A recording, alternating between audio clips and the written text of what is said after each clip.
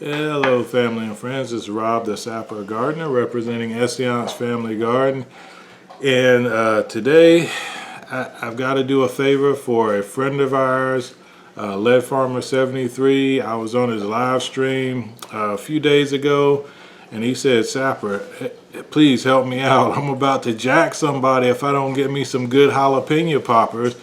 And he asked if I could share our recipe, and I said anything to keep you from jacking somebody and going to jail lead, we can do.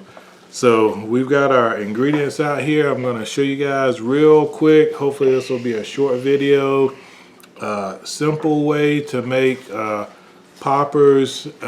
And one thing to say ahead of time, you have two different things. You have jalapeno poppers that are stuffed, and you have jalapeno poppers or bites that are not stuffed, and we prefer the ones that are not stuffed. But if enough people want to see our recipe for stuffed jalapenos, we can do those too on a later video. But these are going to be the bites, which are a little bit simpler, a little bit easier to make, and a lot easier to control the heat that goes in there. So let me switch you guys around. SK2 is sitting here, so you may see him moving in the background when I show you our simple ingredients. So jalapeno bites are pretty simple. You've got your jalapenos, which we're going to do a fine mince on those. We've got our cream cheese, which we've sat out at room temperature for about 30-40 minutes, maybe an hour. We've got panko breadcrumbs. You don't have to use panko. You can use a cornmeal, or you can use other type breadcrumbs. You just want to make sure that it's not too big of a crumb. If it is, put it in your molcajete or your herb grinder, your mortar and pestle. Break it up a little bit because you want a nice fine crumb on your poppers. And we're going to separate 2 eggs, the whites from the yolks. We're going to mix the yolks up in our mixture, and we're going to use the whites afterwards before we put our breadcrumbs on to give it a nice crunchy outer texture. And we're going to use 2 cheeses today. You can put whatever cheeses you want in yours. Sometimes we'll do a sharp cheddar, which we may even still do a little cheddar. But we want a ooey gooey jalapeno popper, so we're going to use some mozzarella cheese, and we're going to use some Parmigiano Reggiano in ours. And after I get our jalapenos mixed up, depending on how I feel, we may add just a little bit of sharp cheddar in here also. So let me get everything set up and start mixing. Alright, so first thing we're going to do is we're going to take our peppers. I already took the tops off. I'm going to slice them in half. I'm going to scoop out all the seeds. You definitely want to take your seeds out unless you want to give your guest a surprise when they bite into a pepper and they get a seed, because there's going to be intense amount of heat in there. So I'm going to de-seed our peppers, and then I'm going to use one of my wife's gifts that she's gotten, a nice mandolin with a mincer attachment on it. We're going to fine mince our peppers, and then we're going to start mixing everything in the bowl, and I'll bring you guys back when we do that. So we've got our jalapenos hollowed out. You can see that's what they should look like.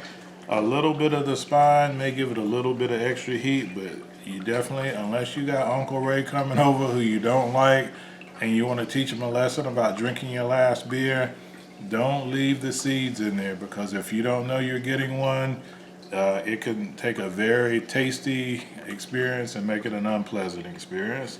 And you can experiment with different peppers in there. We're using jalapenos today because that's pretty traditional. But if you want to use serrano, if you want to use chipotle, if you want to use some of the super hot peppers, you know, feel free. Make the peppers to your taste buds. So I'm going to mince these up, and then I'll bring you guys back when I start mixing everything in the bowl. So we got our jalapenos fine minced. If you want yours finer than this, feel free to chop them some more with your knife. Just remember, you know, bigger pieces are going to give you more heat, more flavor. Smaller pieces are going to make it a little bit more subtle and mix in with your cream cheese mixture easier. So let me go to the bowl and we'll get it all mixed up. So we've got our jalapenos in here. We've got our Parmigiano Reggiano cheese. We've got our mozzarella cheese, and we've got our egg yolks. And this is the consistency that you want. So what we're going to do next, we're going to put all this, we've got it mixed in well. We're going to put it in a Ziploc bag. If you have a piping bag, use a piping bag, but you're going to put everything in there. You're going to pipe it out into little small rounds or teardrop shapes on your breadcrumb. Make sure it's coated well with the, well, let me take that back. We're going to pipe it out onto a plate. We're going to do a slight egg wash on it. We're going to coat it with breadcrumbs. We're going to roll it around a little bit, make sure it's well coated, and then we're going to put it in the freezer for about 15-20 minutes. And once it's nice and chilled and everything's come together, then we're going to deep fry it, and hopefully we have some tasty, delicious jalapeno poppers that'll keep Brother Lad out of jail. So we'll be back in a minute. Alright, so we got everything done. We took our jalapeno cream cheese mix, we dipped them in our breadcrumbs, we gave them an egg wash, we dipped them in the breadcrumbs again, and we shaped them as best we could. They don't quite look like the Sheetz jalapeno bites, but I think they're going to be okay. We're going to sit them in the freezer for 15-20 minutes at least, maybe 30 minutes, let them firm up, and then we're going to heat our oil and we're going to drop them like they're hot. So we have our jalapeno bites chilling in the freezer, and I just want to emphasize again, this is jalapeno bites. We use the word bites and poppers interchangeably sometimes, but poppers are normally a stuffed jalapeno.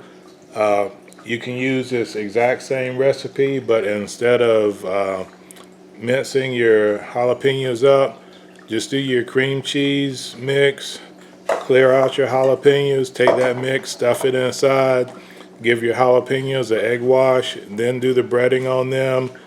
I would say do it twice just to make sure everything has a nice coat on it, and then fry it up the same way we're about to do ours. But poppers generally don't have peppers inside. It is a pepper that's stuffed with cream cheese. Bites are typically a cream cheese mix with the poppers minced up. I'm sorry, the peppers minced up and added inside. So we'll bring you guys back when we go to the stove. Alright, family and friends, full disclaimer, I fell asleep last night and left the peppers in the freezer, but they should be fine. We're cooking them now. Hopefully you can hear me over the fan. So we're cooking ours two ways. We're going to fry half, and we're going to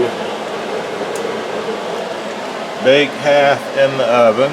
So when the fried ones are done, I'll do a quick taste test and let you guys know how they, let you guys know how they are. So we'll be back in a second. Alright, so whether you're cooking them on the stove top or cooking them in the oven, you want to cook them until they're golden brown. The ones on the stove top are just about ready. You don't have to cook these too long because obviously there's not a whole lot in there that you have to worry about being undercooked. So I'm going to start transferring the stovetop ones to a plate, and when they cool just enough, I'm going to do a quick taste test because I'm on my lunch break now and I got to get back to work. And there we have them. Not quite as pretty as the Sheetz jalapeno bites, but I think they're going to be just as delicious.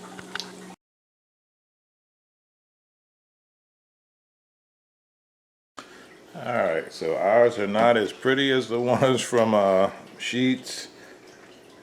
Probably about as pretty as the ones from Sonic though.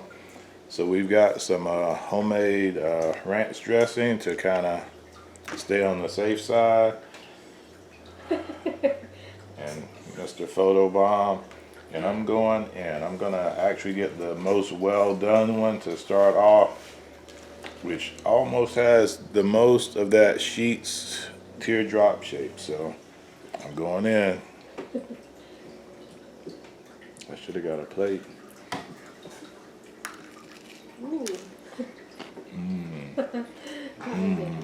It's good. Good one, sweetie.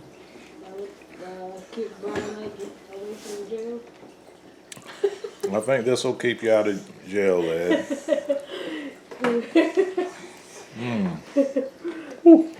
Hot? Is it Hot. hot? You want to try the spicy one, Mommy? I don't want it. This is too spicy for my mouth. It's not too spicy though. It is. Actually, you Because noticed it's that when I so made the small. salsa, so I added more jalapeno. So these jalapenos we got, these are not from our yard. It's hot, temperature wise, not heat Scoville wise. It's got a little kick, but it's not overpoweringly hot. So the next time we do them, we'll probably use a combination of peppers so we can get a little bit more heat.